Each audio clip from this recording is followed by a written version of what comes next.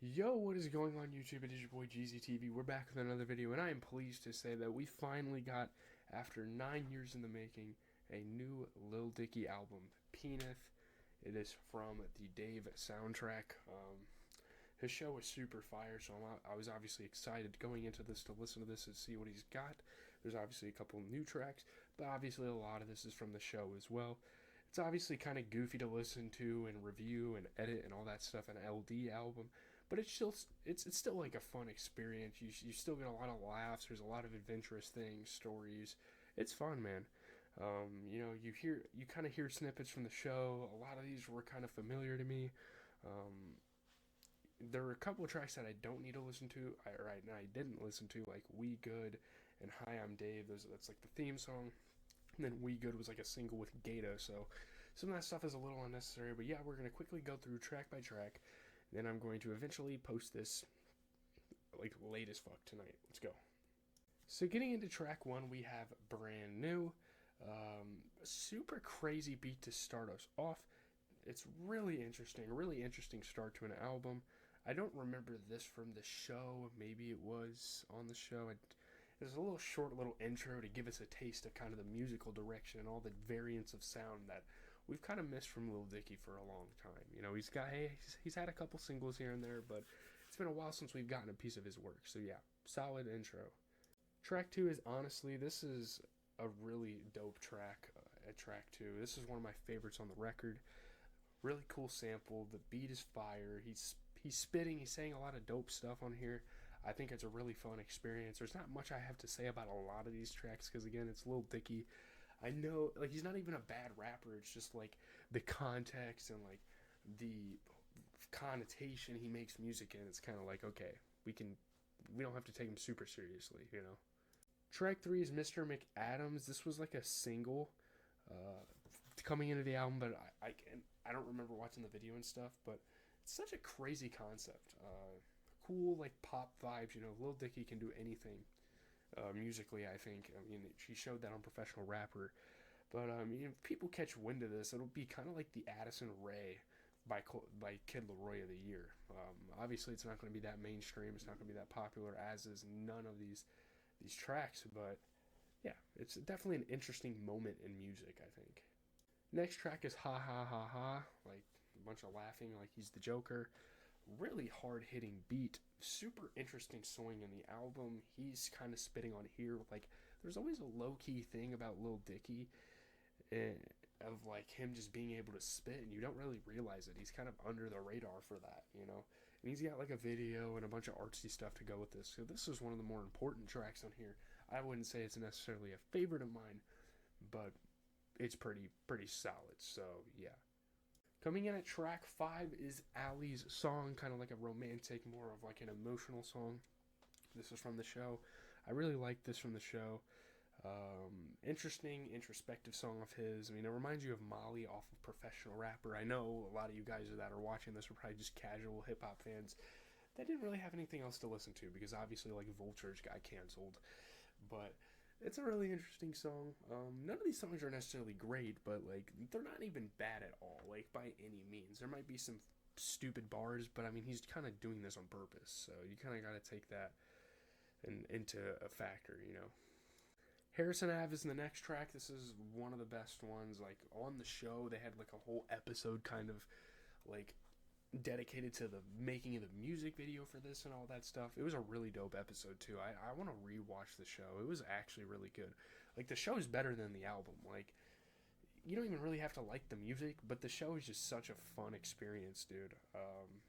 But yeah, this is a dope track. A little bit of storytelling. He's pretty good at storytelling. Like he's really not bad. So yeah. The next track is Burst. I think this is the first one and probably one of the only on the album that's like actually new and I don't remember hearing from the show. Very cool vocal effects, I guess. It's not great, but he's kind of got those like Brockhampton-esque uh, like weird vocals that are kind of squeaky. It kind of reminds me of what Travis Scott did on My Eyes, on Utopia type of thing. It's pretty cool. I'm not gonna edit this video that much, by the way. Like, yeah, Lil Dicky's.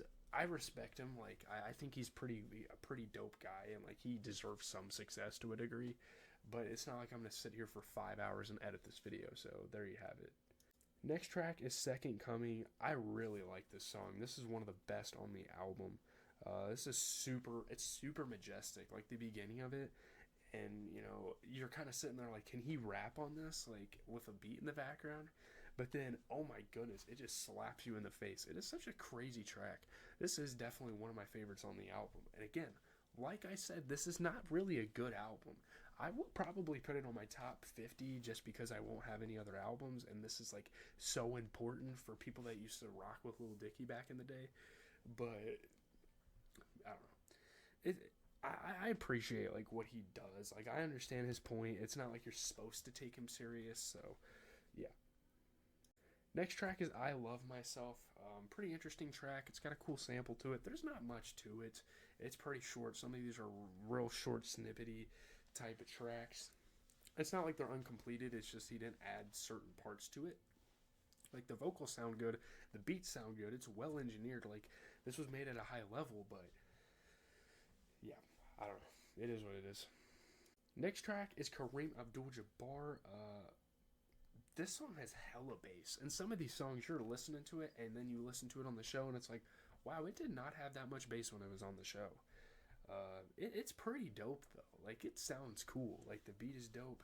Some cool bars. This is one of the more iconic from the show. Again, obviously I'm going to bring up the show because it's so iconic to this, and this album means everything for the show, and the show means everything for the album.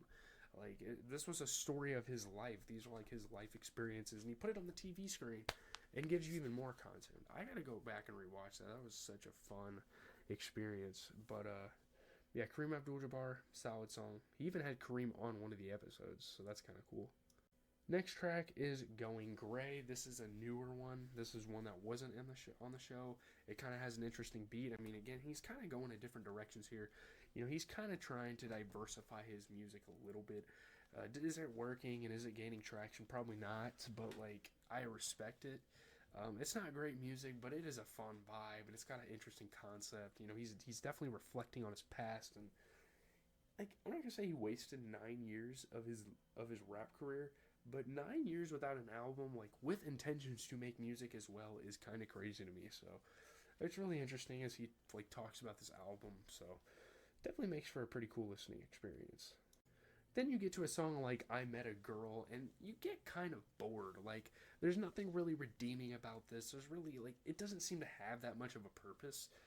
I don't know. This song, like, I listened to it and I was like, okay. I mean, it is what it is, dude. I just don't get why you would even include a song like this on the album. I don't know. We still have a lot of tracks to get to and, like, a really big review at the end. I have a lot to say about this, so let's just keep going. Next is the YG interlude. This is one of the most, like, this is one of the highlights of the album. This is such a dope little interlude. They got the freestyle in there from the show, like, in season 1, I think, when he was with YG in the studio, and YG, like, took his money and all that stuff. That was a funny, like, again, you just have to watch the show to understand, like, the context behind a lot of these songs. I think it was kind of like his freestyle from Sway. I think it is from that freestyle. Like, some of his raps were from that freestyle and putting on the show. Because, again, like, the show was, like, representative of his career. So, yeah, definitely a really fun moment with a cool freestyle. And YG is counted as a feature on that song, but, like, whatever. He's not really a feature. He's like, oh, you think you can rap at the beginning. But next song is No Fruits or Vegetables. It's a pretty silly song. Like, it's not a song that I'm going to sit here and be like, oh, wow, that's so good. I like it. But it's fun at the same time. Like, it's cool for a casual listening experience. The beat gives you, like, that 2010s hip-hop, just that hard-hitting, like, piano keys and bass and all that stuff. And that's something I want to say about Lil Dicky is, like, the thing about his music is that it's not necessarily good, but he is so true to, like, the 2010 sound that it just takes you back to an amazing era. Like, you get the Fetty Waps of the world, you get, like, Broccoli by Lil Yachty and Dram, like, you get all sorts of, like, Ray Shrimmer was coming up at the time. Like, it was such a fun experience. That was such a fun era for music. Next song is I'm Drunk. It's just one of those, like, professional rapper type fun songs. Has, like, a super silly, super, like, satirical vibe.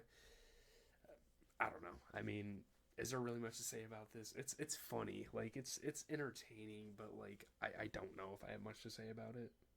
Next is Morning After. I liked this one. I remember it on the show. It was like an intro to one of the episodes. It was pretty fire. Like, I like this one. It gives you like a pillow talk type of energy to it. I don't know what it is about this. It's such an interesting track. It's not really like anything I've heard before. I don't know what it is. Just the like a feeling you get from listening to this. It's pretty interesting. Then we get My Dick Sucks, which is one of the most iconic tracks from the show. It was supposed to be like his blow-up song that he posted on YouTube and got famous for. Another hard hitter.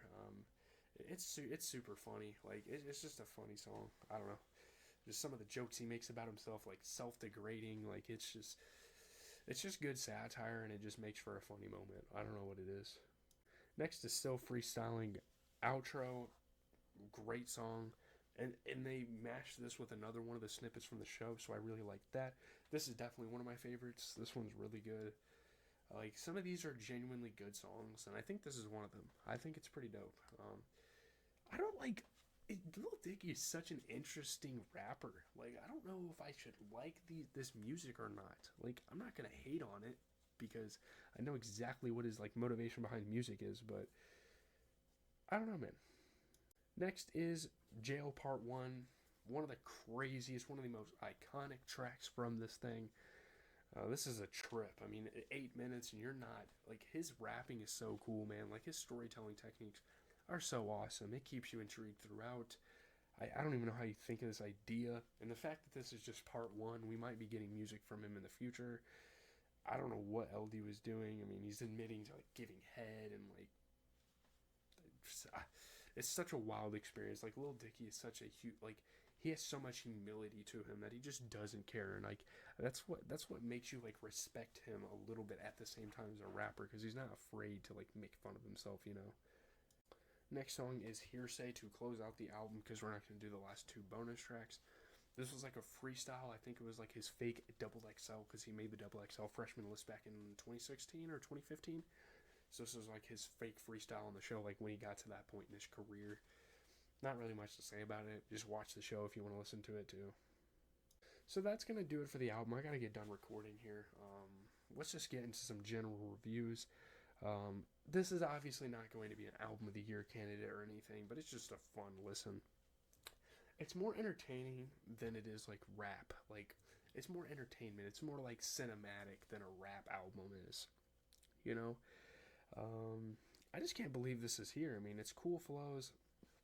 I'm not sure on like a high level that you could support this. Obviously, you can't like compare it to a Drake or like a Kanye or like, you know, he's not on an upper echelon of any sorts, but it's still just like, it's not even guilty pleasure. It's just still like, this is kind of funny. Like, I'm entertained at a point.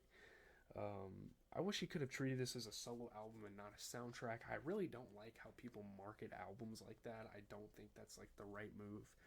I'm not here to tell him how to do his shit, but I think treating this as like his own solo work like he did with Professional Rapper, I think would have worked out for him in terms of maybe not even album sales, but just like the respect this album receives. You know, he creates some very fun atmospheres, great storytelling. He's really good at telling a story through rap, you know.